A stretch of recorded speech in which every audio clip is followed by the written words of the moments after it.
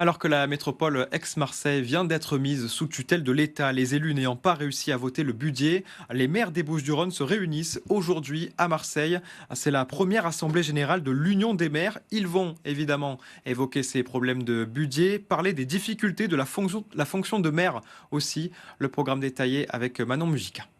Sont donc conviés les maires des Bouches-du-Rhône, toutes étiquettes confondues, mais aussi les représentants d'institutions, Martine Vassal, Renaud Muselier et le préfet Jacques Witowski. Alors les maires l'ont déjà rencontré la semaine dernière lors d'un accueil républicain. C'est la première fois qu'ils le revoient depuis que ce dernier ait saisi la Chambre régionale des comptes pour qu'elle élabore le budget métropolitain, ce qui équivaut à une mise sous tutelle. Pour Maxime Marchand, le maire de Saucé-les-Pins, qui participera à ce rendez-vous.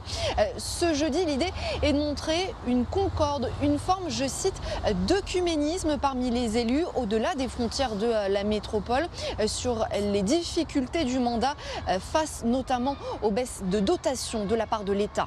Le titre de ma commune, par exemple, sur le précédent mandat, c'est près d'un demi-million d'euros. Pour l'année métropole, sur la totalité du mandat précédent, c'est des centaines de millions d'euros.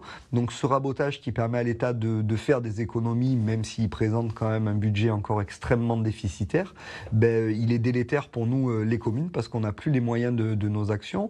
Et surtout, et je le rappelle et je tiens à le rappeler, la libre administration des communes, c'est un principe constitutionnel, c'est-à-dire que l'État doit, au regard du droit français, nous donner les moyens d'administrer nos communes comme on le souhaite et doit nous donner les moyens de pouvoir travailler. Et aujourd'hui, c'est de moins en moins le cas et je pense que c'est ce qui nous inquiète.